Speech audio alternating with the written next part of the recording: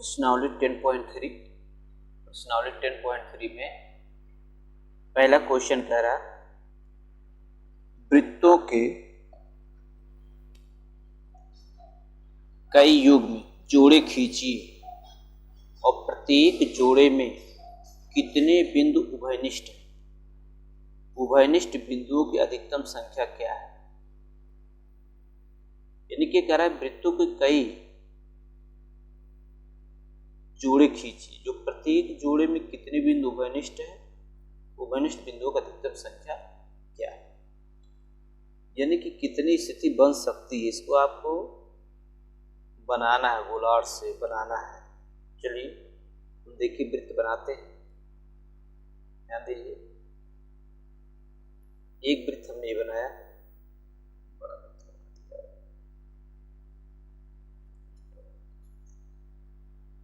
और एक छोटा सा बनाया। देखिए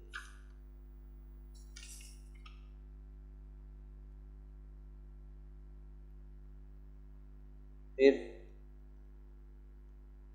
दूसरा वृत्त हमने बनाया,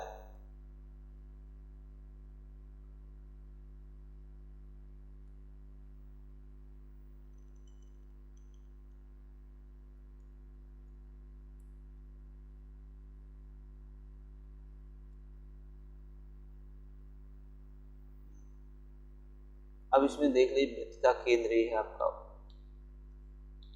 मान लेते O है,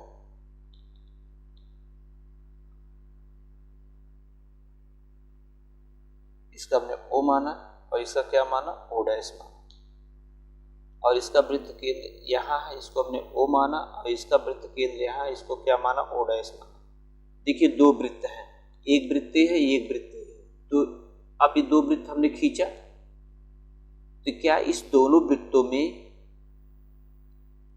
जोड़े में कितने उभयनिष्ठ है। उभयनिष्ठ का मतलब जब दोनों वृत्त कटेगा तब उभयनिष्ठ कोई बिंदु है ही नहीं। दोनों वृत्तों में कोई उभयनिष्ठ का मतलब दोनों में कॉमन हो। दोनों वृत्तों में ऐसे बिंदु जो दोनों में कॉमन, इसमें नहीं, दोनों में कोई कॉमन नहीं है। इसमें भी देखिए ये वृत्त है ये वृत्त है, एक वृत्त खींचा गया दूसरा वृत्त खींचा गया, क्या दोनों में कहीं उभयनिष्ठ। उभयनिष्ठ तब होगा जब इस वृत्त की परिधि दूसरे वृत्त की परिधि को काटेगा, तब जाकर उभयनिष्ठ होगा, नहीं तो इसमें कोई उभयनिष्ठ नहीं है। यानी कि दोनों युग्म में, दोनों युग्मों में कोई बिंदु उभयनिष्ठ नहीं है, कोई बिंदु उभयनिष्ठ नहीं है। देखिए कोई बिंदु उभयनिष्ठ नहीं, कोई बिंदु इसमें उभयनिष्ठ नहीं है।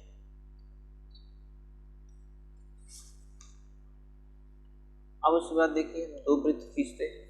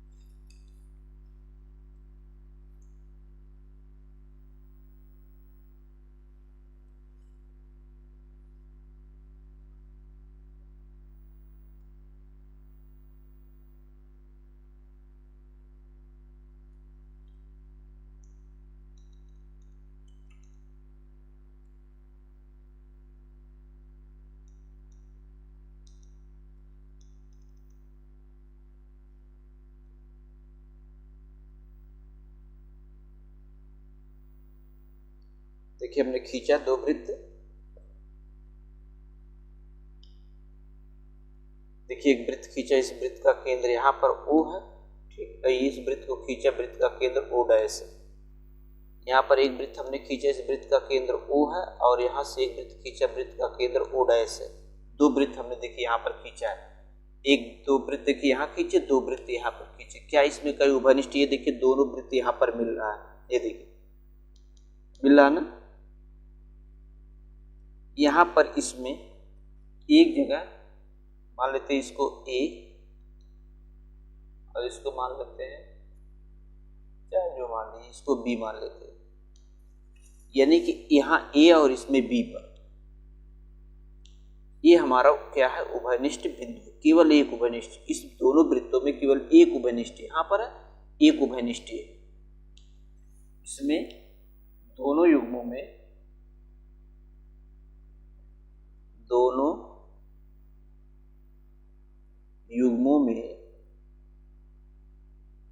केवल एक बिंदु उभयनिष्ठ, एक बिंदु उभय, केवल एक बिंदु उभयनिष्ठ। दोनों युग्मों में केवल एक बिंदु उभयनिष्ठ। देखिए यहां पर उभयनिष्ठ और यहां पर उभयनिष्ठ। तीसरी स्थिति देखिए बनाते हैं।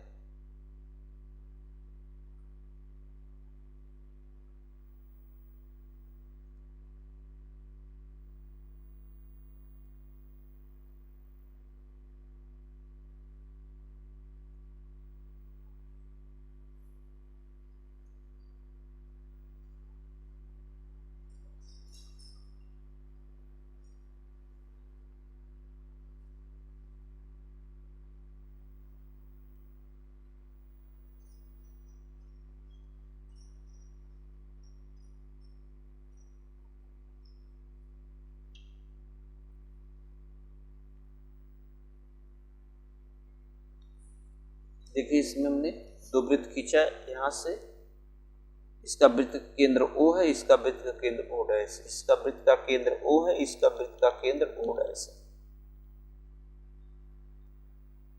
अब इसमें देख लीजिए,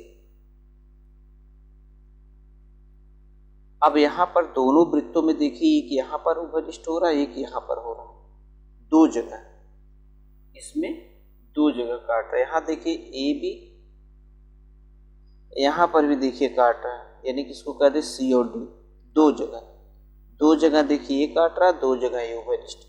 यानी कि ये जो वृत्त हमने बनाया, इस वृत्त को ए और बी दो जगह काट रहा है। यहाँ पर इसमें ये जो वृत्त हमने खींचा है, इस वृत्त में देखिए दो जगह काट रहा है, सी और डी काट रहा है। इसमें दो जगह काट रहा है, इसमें भी दो जगह काट रहा है। यानी कि इसमें कितना उभयनिष्ठ है,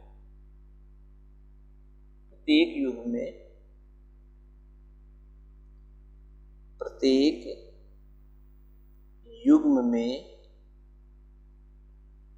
दो बिंदु उभयनिष्ठ। कितना है, दो बिंदु उभयनिष्ठ है, दो बिंदु उभयनिष्ठ है। देखिए प्रत्येक युग्म में कितना है, दो बिंदु उभयनिष्ठ है। अतः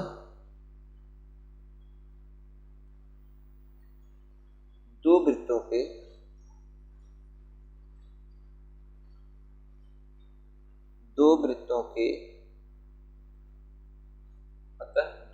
को उभयनिष्ठ बिंदु,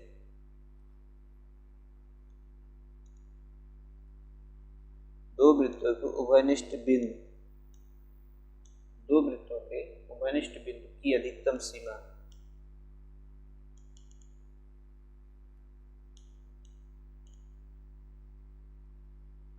सीमा, कितनी है, दो। यानी कि दो वृत्तों की अधिकतम सीमा कितनी होगी, उभयनिष्ठ केवल दो हो सकती, इससे अधिक नहीं। देखिए इसमें केवल कोई उभयनिष्ठ नहीं, इसमें केवल एक उभयनिष्ठ, इसमें केवल दो उभयनिष्ठ है, इससे ज्यादा उभयनिष्ठ नहीं हो सकता। कोई भी दो वृत्त अगर खींचेंगे, केवल दो जगह ही वो काटेंगे, इसके अलावा तीसरी जगह वो नहीं काट सकते।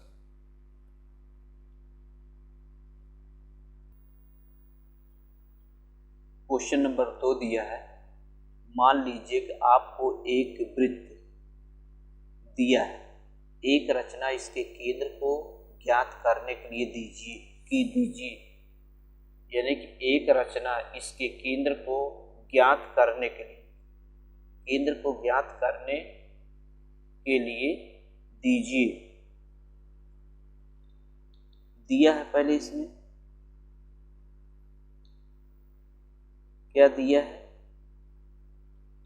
अज्ञात केंद्र वाला एक वृत्त, अज्ञात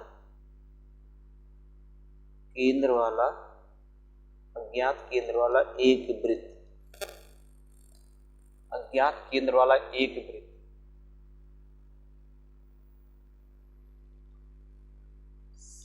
ज्ञात करना है, क्या ज्ञात करना है, वृत्त का केंद्र, वृत्त का केंद्र ज्ञात करना। चलिए अब इसका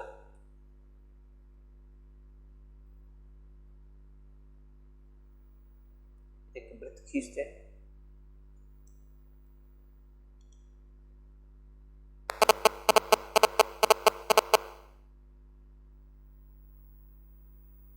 एक ही वृत्त, ठीक।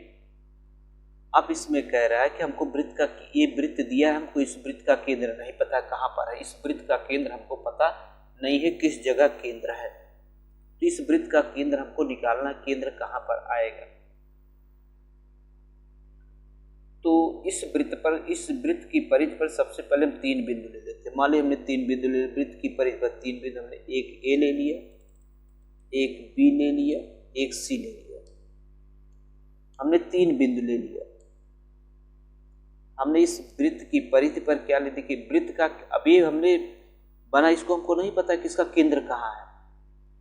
एक वृत्त है, अज्ञात केंद्र वाला एक वृत्त ऐसे खींचा गया, अब हमको पता नहीं कि इसका केंद्र कहाँ है। अब हमको ये बताना है कि इसका केंद्र कहाँ पर होगा। हमने इस वृत्त की परिधि पर हमने 3 बिंदु ले लिया।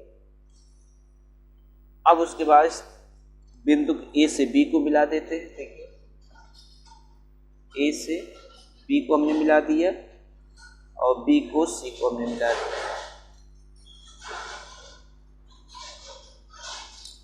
ए को हमने बी से मिला दिया और बी को हम कहाँ से मिला दिए, सी पर। देख लीजिए, ए को बी से मिलाया गया, बी को सी से मिला दिया गया।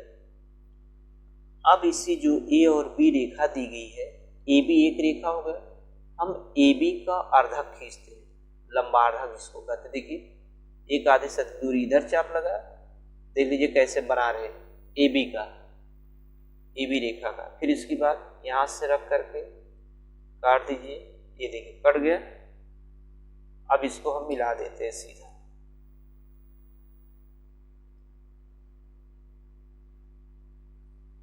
ये सीधा हमने मिला दिया, ठीक। अब उसी तरीके जो बीसी रेखा दी गई है, इस बीसी का अर्धक खींचते हैं, बीसी का अर्धक।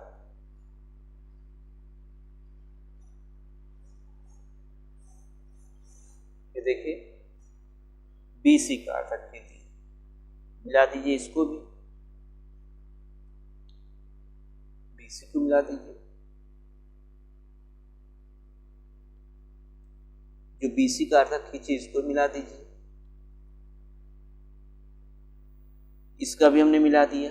अब ये दोनों रेखाएं जिस बिंदु पर कट रहे हैं, दोनों रेखाएं जिस बिंदु पर कटेंगे वही वृत्त का क्या होगा, केंद्र बिंदु। यही वृत्त का केंद्र बिंदु ओ है, यही वृत्त का केंद्र बिंदु क्या है, ओ है। कोई अज्ञात अगर कोई वृत्त दिया गया है, अज्ञात कोई वृत्त है, मतलब एक कोई वृत्त दिया गया उसका केंद्र अज्ञात है, तो उसको ज्ञात करने के लिए हमने 2 जीवा खींच दीजिए, ए बी और बी सी, और जीवा का लंबार्धक खींच दीजिए। लंबार्धक खींचेंगे, जिस बिंदु पर जो मिलेंगे उसी को क्या कहते हैं, वृत्त का केंद्र कहते हैं।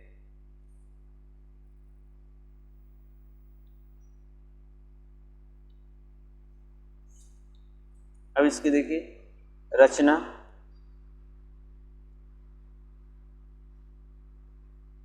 नंबर 1 हमने क्या किया, सबसे पहले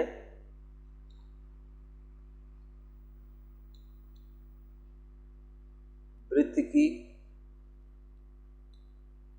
परिधि पर 3 बिंदु, 3 बिंदु ए बी तथा सी लेते हैं। दूसरा हमने क्या किया, जीवाएं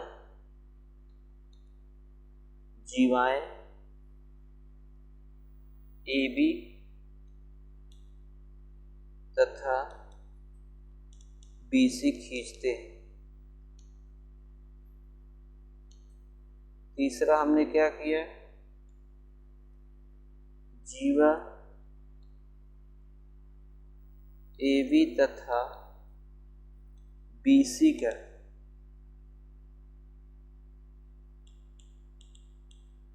लंब समद्विभाजक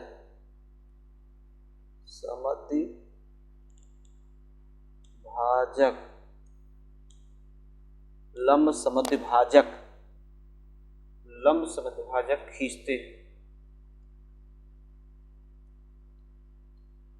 खींचते हैं जो परस्पर बिंदु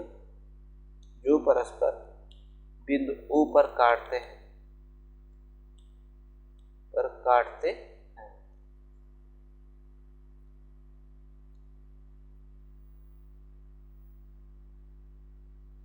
बिंदु O वृत्त का अभीष्ट केंद्र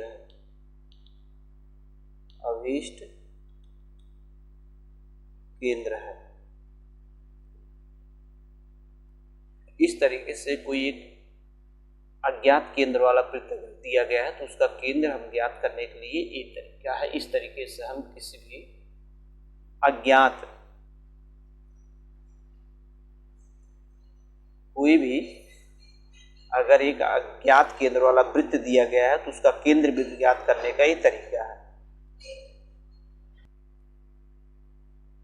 क्वेश्चन नंबर 3 दिया गया है, यदि दो वृत्त परस्पर दो बिंदुओं पर प्रतिच्छेद करें तो सिद्ध कीजिए कि उनके केंद्र उभयनिष्ठ जीवा के लंब समद्विभाजक पर स्थित होते हैं।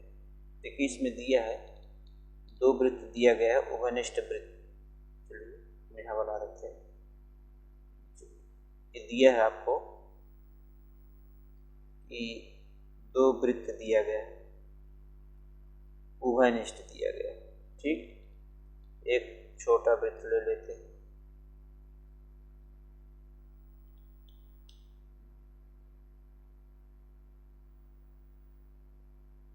ये दिया है, ठीक। अब उसके बाद ये आपका है वृत्त का केंद्र, यह वृत्त केंद्र O है और दूसरा वृत्त का केंद्र क्या है, वृत्त का केंद्र O' है। इसको मिला देते हैं और उसके बाद ये देखिए यहाँ पर उभयनिष्ठ है, इसको A हमने मान लिया और इसको क्या मान लिया, B मान लिया और A और B को हमने मिला दिया। A और B की यही जीवा हो गया, दोनों के लिए जीवा, इस वृत्त के लिए जीवा हुआ और इस वृत्त के लिए O के लिए भी ये जीवा का काम करेगा, O' के लिए भी जीवा का काम करेगा। यहाँ से देखिए इसकी रचना कर देते हैं, यहाँ से इसको मिला देते हैं, इसको मिला देते हैं, यहाँ से इसको भी मिला देते हैं। ये डॉट डॉट हमने मिला दिया और नीचे भी मिला दीजिए, नीचे ऊपर नीचे दोनों तरफ मिला देते हैं।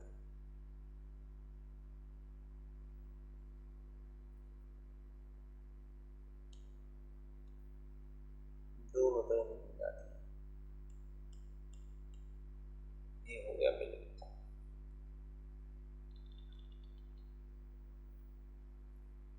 दिया है तो पूरा यही लिख देंगे, दो बिंदुओं पर प्रतिच्छेद करें, ये तो वही है, सिद्ध करना है। दिया है आप पूरा लिख लीजिएगा, O' दो वृत्त का केंद्र सब लिख लीजिए, दिया है, सिद्ध करना है।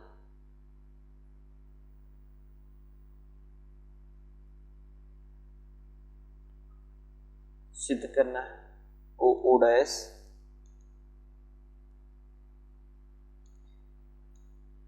AB का लंब समद्विभाजक है, लंब समद्विभाजक है। सिद्ध करना ओ ओ डैश ए बी का लंब समद्विभाजक है। रचना एक अलग से हमने किया है, रचना केवल है ओ A O B O dash ए तथा ओ डैश बी खींचते हैं।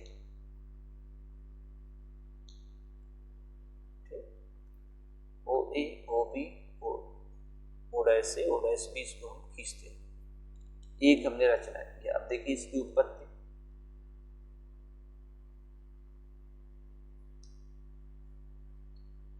उत्पत्ति में सबसे पहले त्रिभुज ओ ए ओ डैश तथा त्रिभुज ओ बी ओ डैश में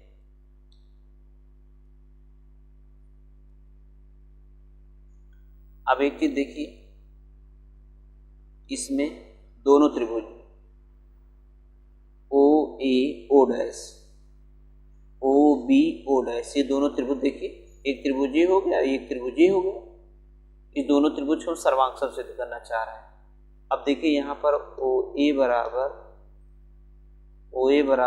ओ बी,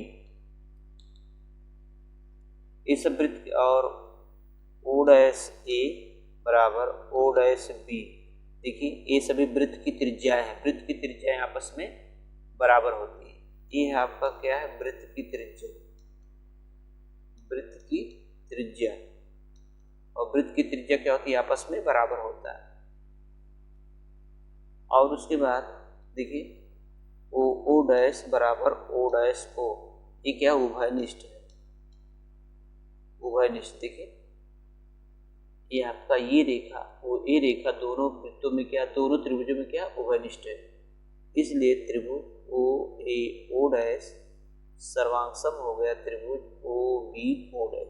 किसके नियम से, भुजा भुजा भुजा भुजा, तीनों भुजाएं बराबर त्रिभुज क्या हो गया, सर्वांग सम हो गया। जब त्रिभुज सर्वांग सम हुए तो इसके कोण आपस में सब क्या हो गए, बराबर हो गए। ए ओ ओ डैश बराबर बी ओ ओ डैश, या कोण ए ओ पी, अच्छा यहाँ पर लिखे नहीं है, बिंदु पी है, इसको ये क्या है, बिंदु पी है। कोण ए ओ पी बराबर कोण बी ओ पी। जब त्रिभुज सर्वांगसम हो गए, देखिए पी है यहाँ पर, कोण ए ओ डैश, देखिए ए ओ डैश ये कोण बराबर हो गया बी ओ ओ डैश, ये दोनों कोण आपस में बराबर हो गए। ठीक, अब यहां पर देख लीजिए, हमने ये कहा ए ओ ओ डैश, अब ए ओ पी भी कह सकते हैं, क्योंकि इसी रेखा पर ओ भी, इसी रेखा पर क्या है, पी भी है। इसलिए ए ओ पी बराबर कोण बी ओ पी की भी हो जाएगा। ठीक, क्योंकि उसी ही बिंदु पर है, इसी ही रेखा पर दो बिंदु दिया गया था, चाहे इसको ले ले चाहे इसको ले ले, जैसे।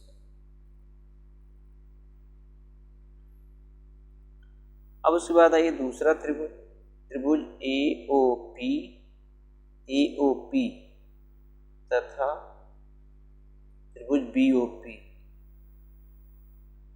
में, ए ओ पी और बी ओ पी में क्या बराबर, पहले देखिए ओ ए बराबर ओ बी, जहां वृत्त की त्रिज्या है, क्या वृत्त की त्रिज्या है,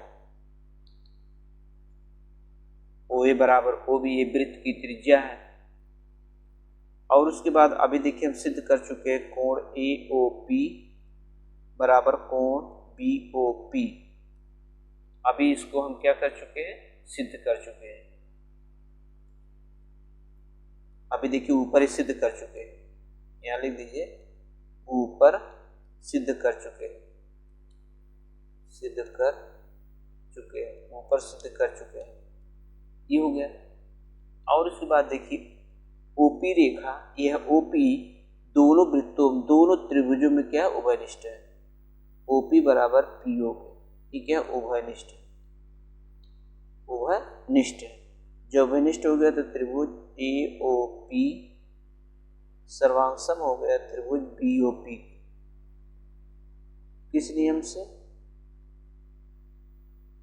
भू को भू, यानी कि दो भुजा और एक कोण से त्रिभुज क्या हो गया, सर्वांगसम हो गया।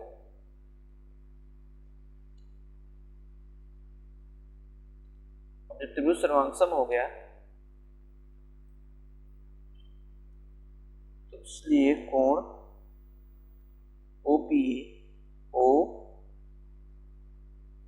पी ए बराबर कोण हो गया ओपीबी के, ओपीबी। अब एक चीज और देख लीजिए, जब ये दोनों बराबर हो गया, ये दोनों त्रिभुज बराबर हो गए, ये त्रिभुज मतलब ये त्रिभुज दोनों सर्वांगसम हो गए, और जब सर्वांगसम हो गया तो देखिए ए बी एपी बराबर पीबी भी हो गया। जब एपी बराबर पीबी हो गया, इसका मतलब पी क्या हमारा हो गया, मध्य बिंदु हो गया। पी कहाँ हो गया, मध्य बिंदु। ए बी का मध्य बिंदु क्या हो गया, पी हो गया। और ए पी ओ या ओ पी ए बराबर ओ पी बी के, ठीक। उनके केंद्र उभयनिष्ठ जीवा के लंब समुद्भाजक करता है। देखिए ये कह रहा है लंब समुद्भाजक, यानी कि जो हमारे केंद्र बिंदु है, ये केंद्र है, इस केंद्र को ये लंब समुद्भाजित करता है। ये रेखा इसको दो भागों में बांट भी रही है। ए बी, देखिए ए बी, क्योंकि यहाँ पर ए बी बराबर एक, देखिए ए बी बराबर ए पी है, ए पी बराबर पी बी के, बी पी के। जब ए पी बराबर ए बी की, मतलब पी बिंदु ए बी का मध्य बिंदु है, क्या हो गया, मध्य बिंदु, ठीक। पी क्या हो गया, ए बी का क्या हो गया, मध्य बिंदु हो गया। अब देख लीजिए यहाँ पर ये आपका कोण, ये पूरा कोण, ये यानी कि कोण ओ पी ए प्लस कोण ओ पी बी कितना हो गया, 180 है। ये देखिए ये पूरा कोण कितने अंश का हो जाएगा, 180 अंश का हो जाएगा। और उसके बाद देख लीजिए ये दोनों आपस में बराबर है। कोण ओ, देखिए यहाँ पर ओ पी ए बराबर ओ पी बी के है, तो ओ पी ए प्लस कोण ओ पी ए देख सकते हैं, क्योंकि दोनों आपस में बराबर 180 है।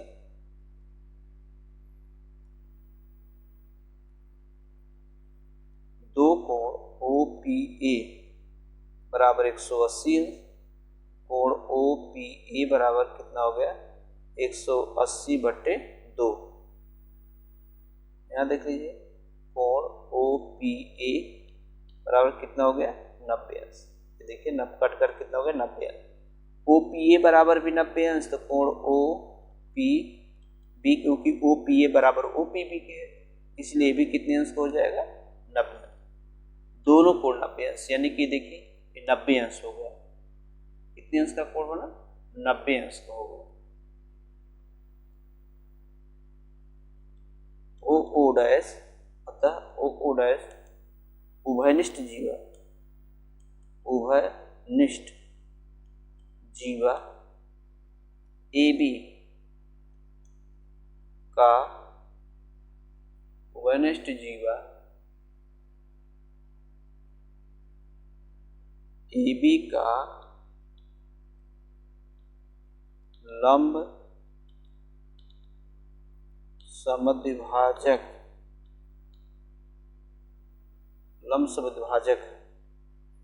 क्या है, लंब समद्विभाजक। भाई जब ये 90 अंश हो गया, इसके मतलब है कि ये क्या हो गया, हमारा लंब हो गया और इसको दो भागों में बांट भी रहा है। जब यह रेखा इस जीवा को दो भागों में बांट भी रहा, देखिए बराबर इसके है भी, और 90 अंश आ भी जा रहे थे कि 90 अंश, ये भी 90 अंश आ जा रहे, तो लंबसम द्विभाजक हो गया। क्वेश्चन नंबर 3 का यहीं पर समाप्त।